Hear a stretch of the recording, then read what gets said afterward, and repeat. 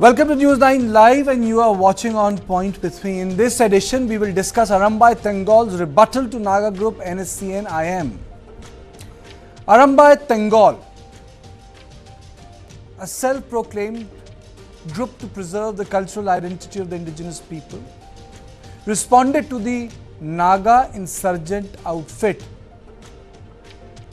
NSCN-IM's press release, in which they blamed the Meiteis outfit for targeting Christians in Manipur. Arambai Tenggol shot back, issued a statement dismissing the Naga outfit, the insurgent organization's charge, and stated they are not a militant group, but a voluntary organization that exists to preserve the cultural heritage of indigenous people of Manipur. They also pointed out that Manipur violence is the aggression of the Kuki refugees towards the indigenous Meiteis. They also repudiated NSCN-IM's charges that they target Christians and stated that they respect all religions and are only opposed to overt or covert conversions. Now let's take a look at what the NSCN-IM accused Arambai Tenggol of. The NSCN-IM warned Arambai Tenggol over the treatment of Christians in Manipur.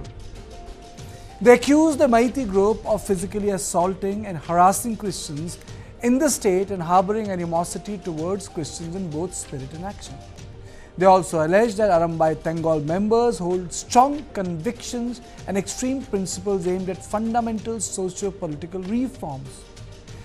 It is also important to understand who exactly this Naga group NSCN-IM is. The NSCN-IM is one of the oldest and the most powerful insurgent group in northeast India. They were earlier fighting for an independent homeland for the Nagas, but later scaled down their quest to idea of the greater Nagaland, to be formed by slicing of parts of adjoining states of Nagaland that have Naga tribal population. They also signed a ceasefire agreement with the centre, with the aim to signing a Naga peace accord. The talks have failed to make any presence with the centre, but Naga outfit is the boldest running insurgent group in India with connection across border and can pose to be a national security challenge in case certain workable arrangement breaks down. However, it is important to note that the Naga community has stayed neutral during the conflict. Now, CM Biren Singh met the Naga Students Association on Tuesday to discuss the welfare of the students in Naga community.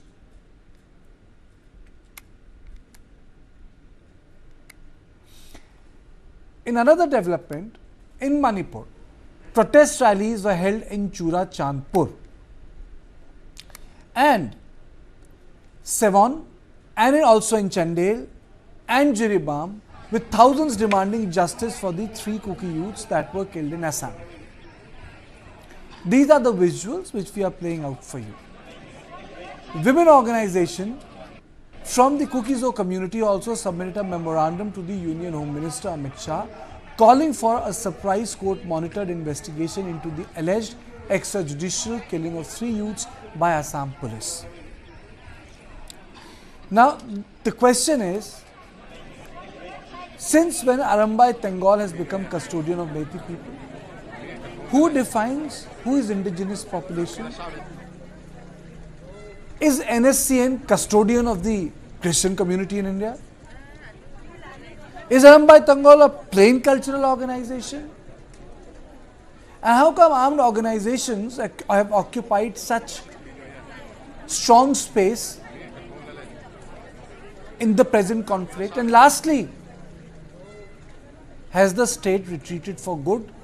And it is for this reason that these organizations are shooting off letters to each other as if they are representatives of some state, or are they elected representatives, as if they have been mandated by the people of India to talk to each other as custodian of the local groups. It's a reflection on the capacity working of these states in Northeast and not these organizations, that they can have views on issues across the place where they are, mood. On this point of discussion, I am joined by Group Captain B. Nandakumar Sharma, Dr. Tenggol Hauke, Borun Thokcham, Professor Prasenjit Biswas, and Brijesh Pandey. Brijesh, let's frame this debate. A letter came yesterday, and then the rebuttal came. How come one has become the custodian of the Christian culture and other says we are the custodian of the indigenous culture of Manipur and defines themselves as the indigenous people? Well, I think, all of it stems from power. The fact of the matter is that if you remember, when we started covering violence which is unleashed in Manipur from May 3rd onwards, one name which kept on cropping up, and then we started to talk about it, and the name was Arambai Tenggol. It was hotly contested by Meitei community, Meitei scholars and experts, saying that it's nothing but just a cultural organization. And this was also severely disputed by the Kuki analyst or people from the Kuki ethnicity who were part of the the wider diaspora. The fact of the matter is that it's a mix of both, because we also later came to know about the kind of extra extra constitutional authority which Arambai Tenggol started to wield. If you remember that Kangla Fort incident or abduction of police and all. So, and same is the case with NSCN-IM, though they have not interfered till now and been mere mute bystander. The fact of the matter is that it's the sheer brute force aided and abetted by the political dispensation which is making these people by force the proxy representative of people at large. And that is the reason why there's not much heart-to-heart movement, in the sense that these are the ones who are calling the shots, and these are the ones who are ensuring that nothing moves without them agreeing for it beforehand. Let me go across to Nandakumar Sharma. Mr. Sharma, yesterday we were taken by surprise when the letter was shot off by the NSCN. So my question to you is, first, why have they waded into the Manipur issue? Kartikeya, I do not know why we should discuss such topic. We should not give much of importance in such issues, because such issues, the more we discuss in national media, it will give more of a problem. As such, in the initial stages of the crisis, it was about to term as a Hindu versus Christian, which was later on clarified after so much effort from the Christian community as well from the Hindu community side. It was clarified that it is not a classes between Hindu and Christian. It is classes between Kuki and the Meitei. And this statement was in fact clarified in UN by one of the lady from Mizoram. So this has been cooled down, but now suddenly all of us coming Christian and Hindu, or Christian versus it's something which we should not propagate by discussing much of it. In any case, Bridges has said rightly, NSCN is an organization which has a ceasefire agreement with the government of India. So it shows that it's some sort of illegal organization in India. And two wrong things. And you mostly the non-Meiteis have been targeting as Arambai Tenggol as having arms and calling it an illegal some sort of this thing organization. Though the government of India and Manipur government have not declared them as illegal or have not taken any actions towards banning them. So if considering that your facts are correct, two wrong or illegal organizations talking to each other, we should not keep or we should not make much of attention in it. However, it is a sign of weakness in the administration by the central government as well as the Manipur government. Why such things are coming up is because of the lack of policy and the lack of clarity in taking actions or in solving this situation or present crisis. Kartikeya. Okay, let me go across to Dr. Hauke. Dr. Hauke, yesterday you were not part of the discussion. We discussed threadbare what the NSCN said, and today Arambai Tenggol has shot back. We have the entire letter. Arambai Tenggol says we are a cultural organization, and the charge which NSCN-IM was trying to make on them was that you are going against the minorities. My question to you is Arambai Tenggol the sole custodian of the Manipur indigenous people? Kartikeya, let me start by looking into Arambai Tenggol formation. they have been formed in the last few years, and during the last 1 year, you can observe that many units have sprung up, within these organizations. There are tens of units within the Imphal Valley, and if you look into these units, there are specific title assigned to these leaders, and they are called commanders.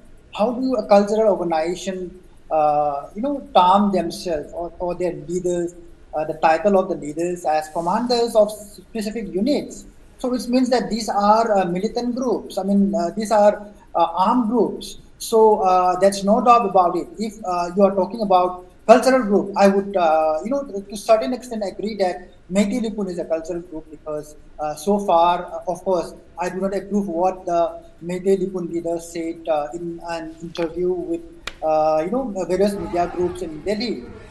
But yet, so far, the Meiteis Lipun has refrained from acting themselves in certain violence, and they have certain practices to revive or to look after the the people. On the other hand, Arambai Tenggol has been involved deeply during this conflict, and it's true that the allegation of NSCN-IM, even though they are insurgent groups, they are based on facts in the sense that in the first or 2 months of the conflict in Manipur, you would see that churches going up in flames in terms of hundreds. 200, 300 churches were burned down. It was not only of the Kuki churches. It's, if you look into the Meitei Christian Association or something, the petition filed in the Supreme Court, they claim that, more than 200 churches were burned down. The But I think Kukis temples were were also Christians burned. who burned down But temples were also burned. churches. Temples were also burned. Temples were also destroyed. Yeah, Sanamahi sthals temple, were also destroyed. definitely temple were also destroyed, but which was very minimal, which can be reconstructed with certain, uh, with certain, minimal amount of investment. So the attack was mainly on churches and the houses of the cookies. So the insurgent groups is right in pointing out that they have unfairly targeted the churches, and these, to many outsiders, in the sense that many foreign countries, the religious organizations in Europe and America would see that it's a target against religious minorities. Definitely, it's a persecution against a minority in India, religious minority in India. So we need to be very careful about how we look into it, how we try to resolve it, and after this post Manipur conflict, we should be focusing our energy on how to avoid this kind of conflicts in future. So there are many constitutional ways of trying to avoid this kind of conflict in future, and that should be the focus rather than certain other things which would temporarily revert back to violence again. So the focus should be on how we resolve the crisis in such deeply divided societies and permanently bring a solution through certain constitutional and administrative means. That's the focus that we should be we should be investing our energy right now. Now let me go across to Professor Prasanajit Biswas. Professor, is it the retreat of the state we are looking at? Indeed, the state and non-state players are in a kind of continuous action and counteraction, I must say. And in that process of counteraction, the state is not able to wield its moral authority. When there is this kind of questioning and interrogation between one non-state player by another non-state player, and then a kind of a stark response by another non-state player, that itself provides a background of the ethnic conflict which is still going on. So therefore, these response and counter-responses should be turned into a healthy dialogue. If there is a dialogue about Meitei culture, the question of indigeneity, the role of Nagas, and the interrelationship between Nagas, Kukis, and Meiteis, a healthy dialogue is always possible. But instead of a healthy dialogue, if it's a question of challenging each other's veracity, each other's authenticity, legitimacy, then that raises a further question in today's context. Does it complicate whether the that's issue? a kind of a rhetorical exchange to Does it complicate the issue, the Professor? form of conflict that is happening? Yeah. Does it complicate the issue? The issue is complicated because NSCN-IM now has to enter into this scenario, looks like. They have to enter into this scenario primarily because there are geopolitical reasons for this. One of the important geopolitical reasons is the change of situation in Myanmar, where, you know, Kukis and Nagas are fighting together, the Myanmar state, and that actually brings them together. Now, in such a context, what should have been done is a kind of a suspension of all kinds of conflicting words and action on the part of these three major communities of Manipur state, and there should be a kind of a dialogue, because otherwise geopolitics and the local politics are going in two different directions, and they cannot go for a long time in two different directions. So that is a kind of a possibility which is emerging from the corner. So therefore, NSCN-IM being in ceasefire with Government of India, in peace talks with Government of India, where they are talking about unification of Naga-dominated areas of Manipur and Nagaland, has a direct bearing on this entry of NSCN-IM into this so-called conflict between Kukis and Meiteis, which have happened earlier. And now the nature of the conflict has changed because state has entered into the conflict and state is not able to balance it out. Some of the action by the state is not proving to be very productive. Some of the action of the state are also able to mitigate some of the distress, especially relief work has been happening under the leadership of the state in a certain way. But state has to bring back that sense of neutrality, that sense of confidence, that all the communities can repose on itself. Even in the Legislative Assembly discussions, we can't see Kuki MLAs able to take part in Imphal Valley. Similar is the situation in Churachandpur and Kuki-dominated areas. No free access given to Meitei people in those areas. And in Jiribam, in recent conflict, we have seen the state is not able to handle the situation. And therefore, we have again and again had seen that the government and governmental machinery would have been better integrated, and they would have given a more holistic point of view, and their action should have been more focused, so that there is a bigger restraint that is created in carrying out this infighting that has been happening. So NSCN-IM, in a sense, is entering into an era, entering into a time when state has completely failed. That's the point that I'm trying to Barun, make. you have not been able to get into this debate. Your opening comments. Yeah. Your opening comments, Barun. Oh yeah, actually, I see. I will give you one example. Can you hear me, Mr. Katika? Yes, I can. Can you hear me? Yes, I can. Yeah. The NSCN-IM entering just in the middle of this crisis is, I term is very unfortunate. I will give you one example. Supposing I'm talking to especially to my Naga brothers and especially to NSCN-IM. Supposing if 3 people stay together in a room, if 2 people fight, it's natural that the other third party has to interfere and stop the fight, right? So it doesn't happen to our Naga brothers. With due respect to my Naga brothers and especially to NSCN-IM, they remain as a silent spectator and they are waiting for any mistake to happen. This is very unfortunate, I tell you firstly. And I also strongly condemn my other Kuki friend terming the Arambai Tenggol as a militia. See, I am speaking from a journalist point of view, not as a Meitei. Okay, so this Arambai Tenggol, they are a cultural group. And we know, because I'm a journalist, I'm working from here. But my friend is very unfortunate that my friend termed them as a militia or whatever. Because even, see, if we talk about the this militant group, even though they said they are in a suspicion operation, when the ethnic class happened, they are the one who started firing at the Meitei villages and everywhere. And the government cannot control at the moment. I'm talking about that point of time. So it's obvious that the youth has to come up with an arm and protect themselves. And you cannot call them as a militia. You got it?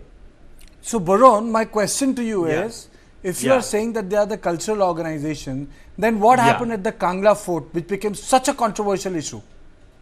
Okay, see, Meitei has a deep frustration when I'll tell you a little bit of not history. I tell you, see, I'm before this ethnic class or whatever, for so many years, if you look in the highway, there are huge tax has been collected both by the NSCN-IM and the Kuki militants.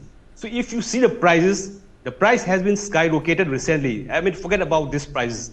If you look at the 10, 15 years, the prices are always high. If you compare to Guwahati, if you compare to the prices in Guwahati and Manipur, the prices are always high. Because you know why? Because the NSCN-IM, the Kuki militants, they are collecting the taxes here, openly collecting. I have the proof and everyone has the proof.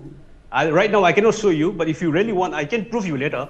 They are collecting illegal taxes from the people of the valley. So the frustration is very strong. So there's this deep undercurrent going on, especially to the valley people. So we are very silent. It's very wrong to say we. The valley people are very, very, very much unhappy with what's happening in the highway, number one.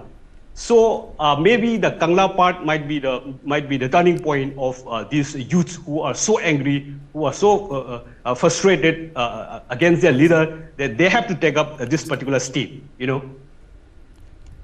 Okay, my colleague Brijesh, I don't think Brijesh remembers the Kangla Fort controversy like that. Can you just tell us what was the Kangla Fort controversy? Kangla Fort controversy was that, you know, when almost a majority of almost all of Meitei MLAs, including you know, the ministers and all, were called in, and you know, it was alleged that several of them were even you know, beaten up, and it was a massive demonstration of the kind of hold which Arambai Tenggol had as far as you know, the hold over valley is concerned. Varun, if it's a social cultural organization, do you deny the reports which came out that day about what happened inside the Kangla Fort?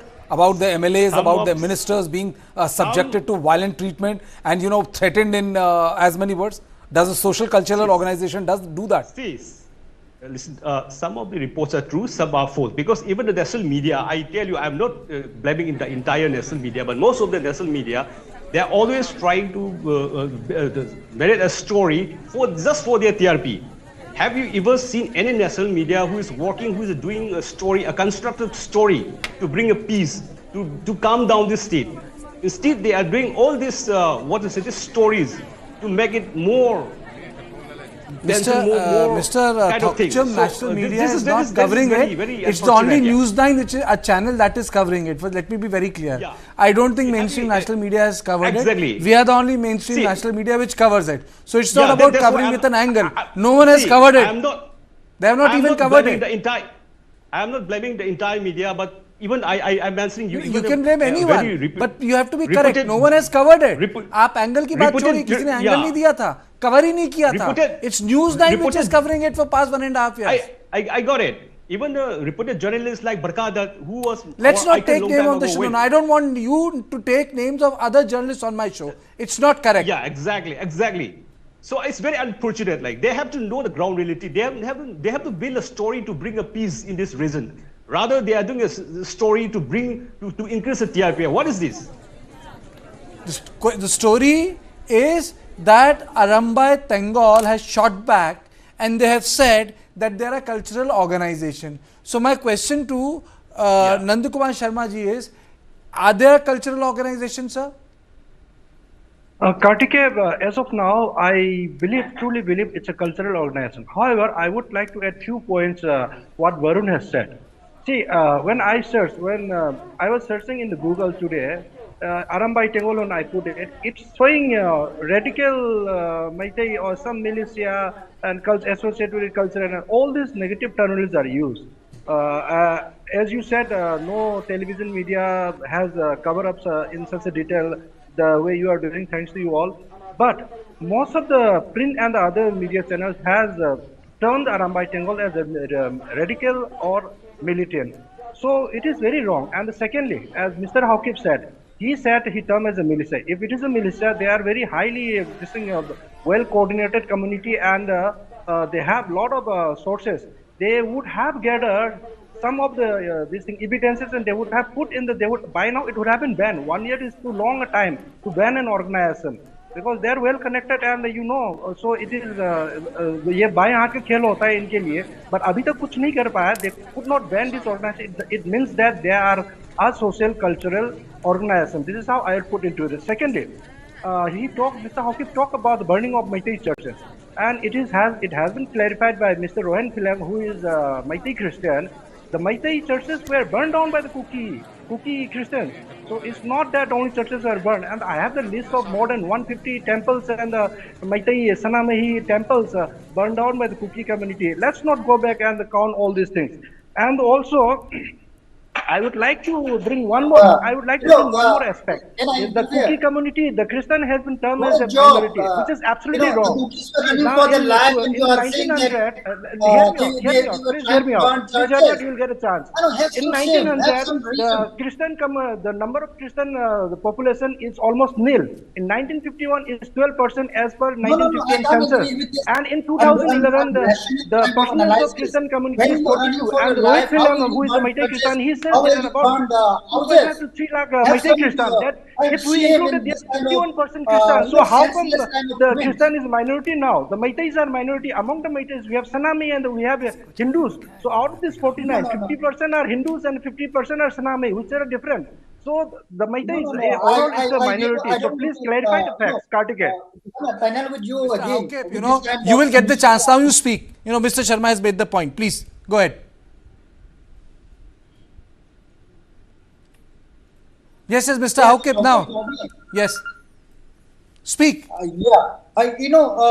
The Archbishop of Imphal also has met, this same argument that how can the Kukis who are running for their life, who showed the protection of the central forces during the initial days of the conflict, would try to burn churches. This is kind of unreasonable kind of argument, and that kind of propaganda we should not bring up in this type of national media discussion.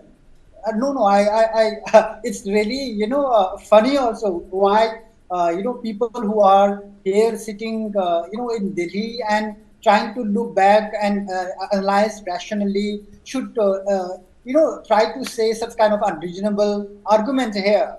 It's not acceptable. Yes, Mr. Sharma.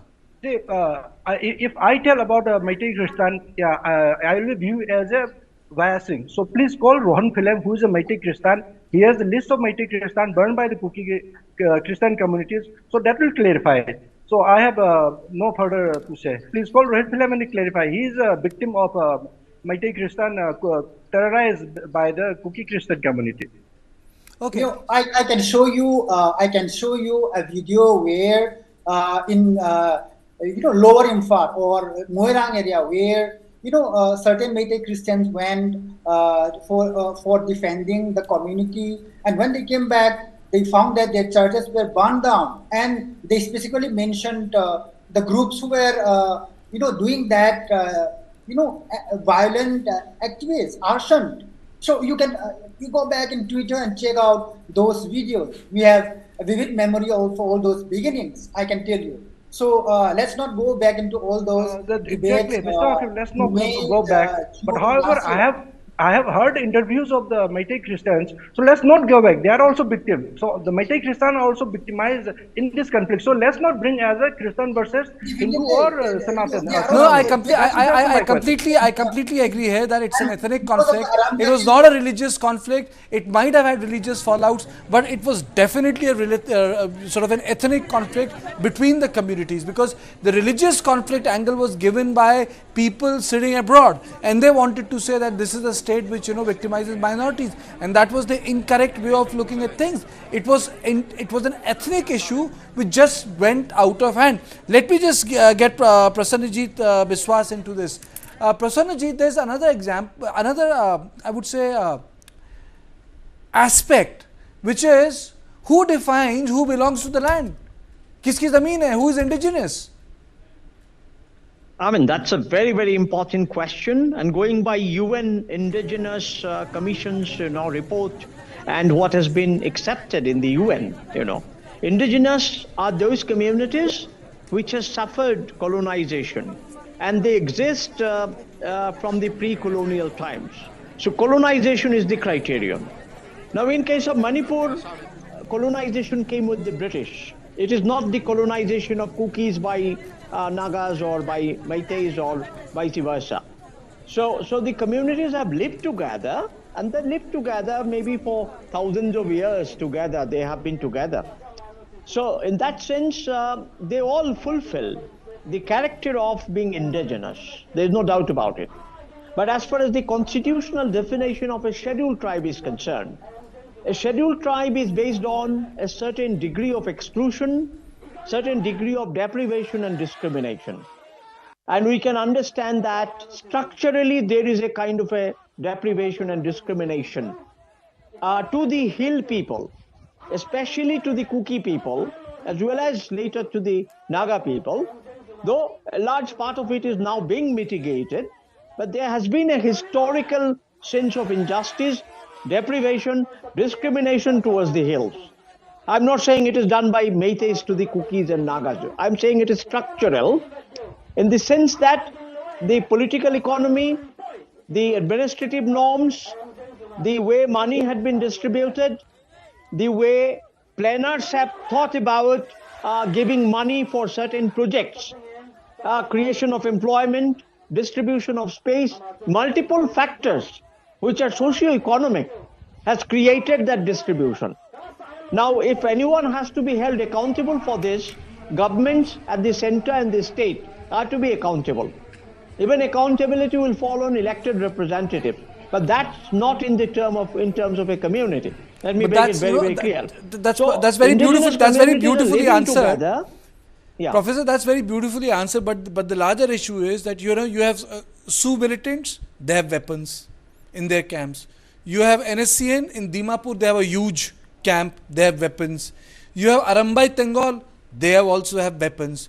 So the entire civil area is perfectly militarized. Well, they are, and you see, the fact is that Karthikeya, it's a very stinging indictment of the rutba of the state as far as the state goes, because if people had faith in police, people had faith in the central paramilitary forces which are deployed there, I think they would be willing to lose the guns. I think the dominant narrative in the minds of people who are there, and for them the fear of life is real. I mean, we can wax eloquence about what this theory says or what this law says, but the fear of life is real, and with that fear of life comes the gun to defend yourself, comes the urge and the need to defend yourself. And I think that is the reason why all those arms and weaponries which have been looted and a substantial chunk is out there has not been returned yet. And until and unless the state displays or demonstrate a meaningful will to resolve the situation and say that that we are not in a biased condition or not biased in dealing with one ethnicity or other,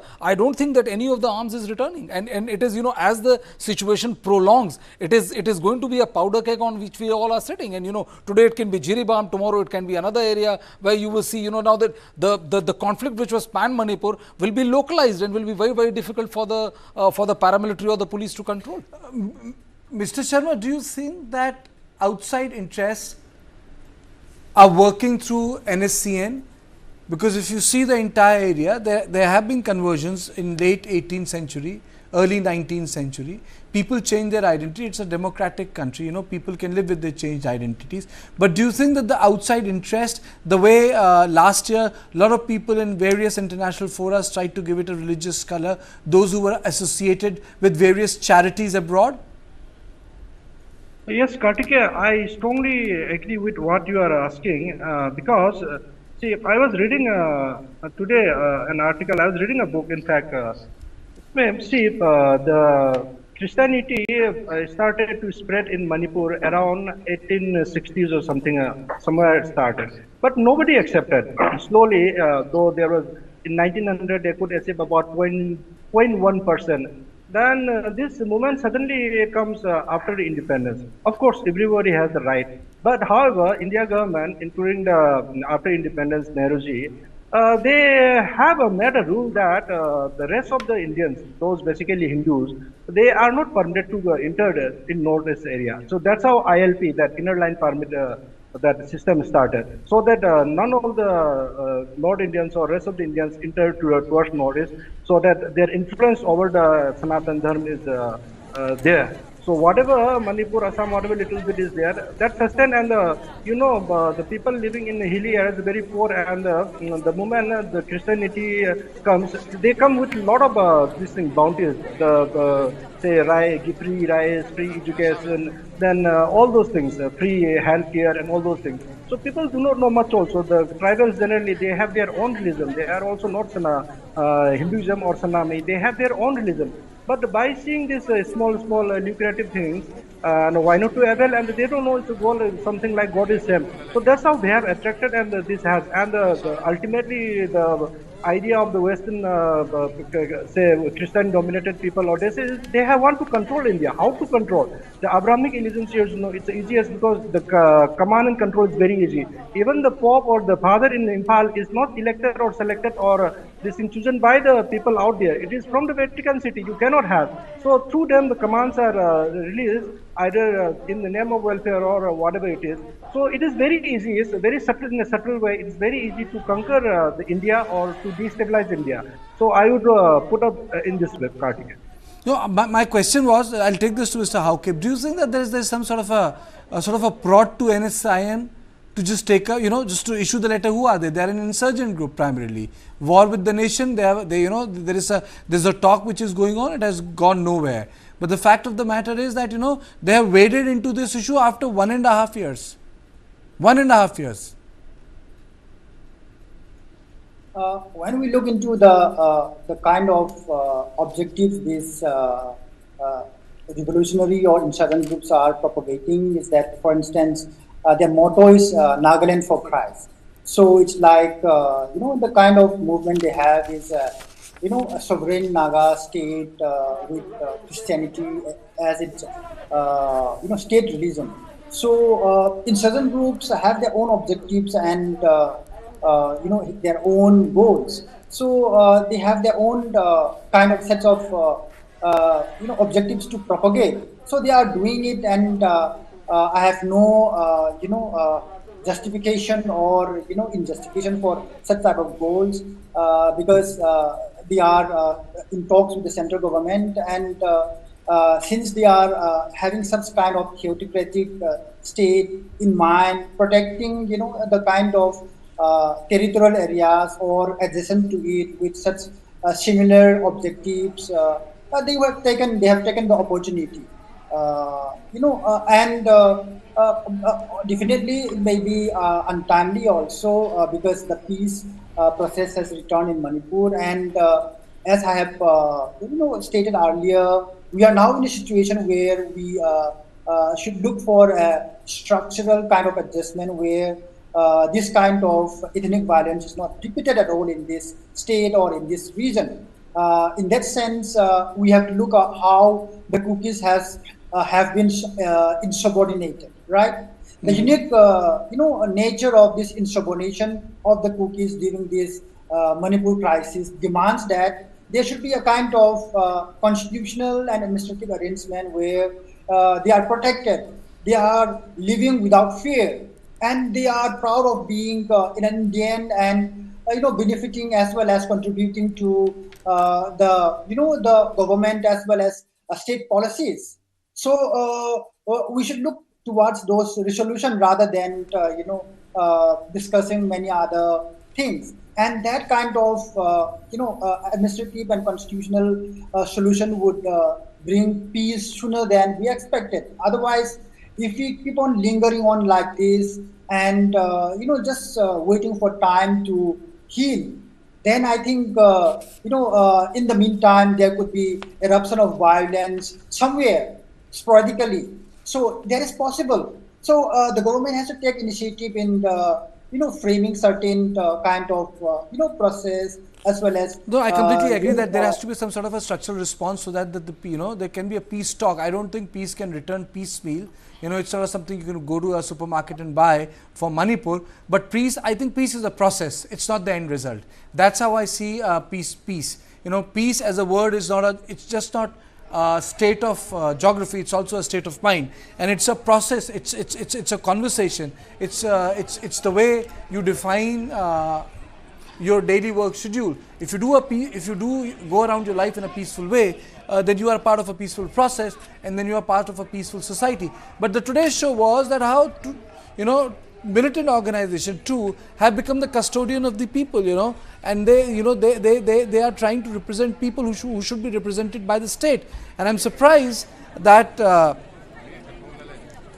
this has come at a time when the debate is why the state has retreated, and why should Arambai Tenggol be the representative of the Meiteis community, and why should NSCN-IM be the mouthpiece of the Nagas. I think that's where lies the failure of the political class, that instead of they being representing the people of India, the organizations who do not have any root in the democratic political process have become the custodian of their voice. I think it's food for the thought that everyone should ponder upon. Hey, careful, huh? My daddy got it from abroad. Hey, disaster! How will you pay for the loss now?